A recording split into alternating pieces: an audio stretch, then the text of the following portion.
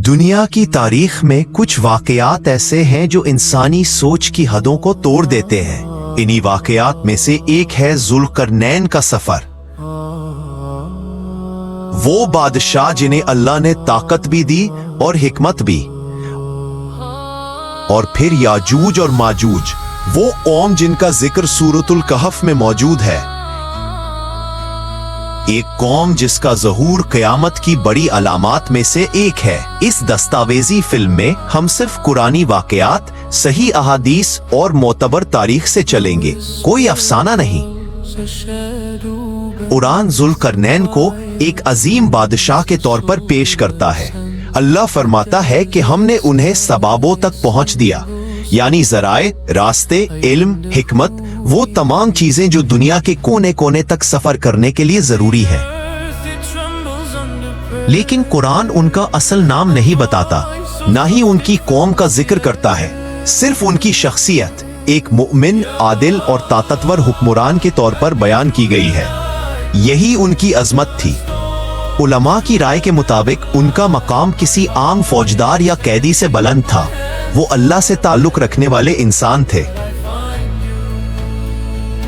क्योंकि कुरान वाज़ी तौर पर फरमाता है जुल्करनैन एक मोमिन बादशाह था।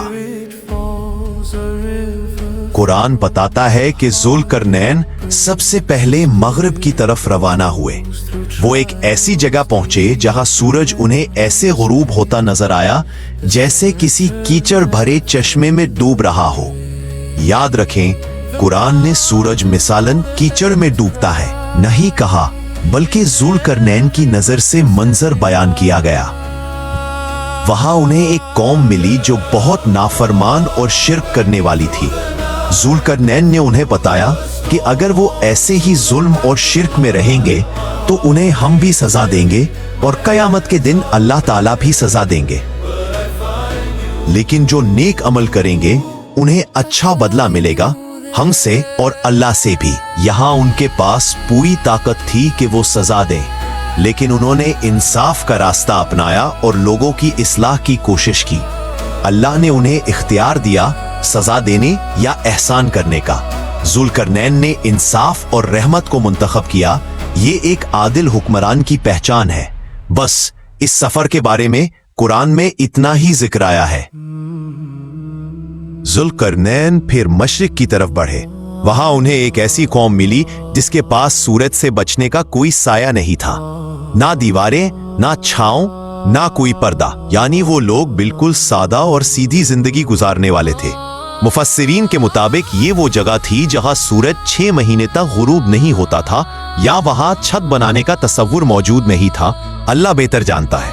जुल्करनैन ने उनके साथ जंग नहीं की, ना ही उन पर हुकूमत का बोझ डाला, बल्कि उन्हें उनकी हालत पर छोड़ दिया। याजूज माजूज तक का रास्ता।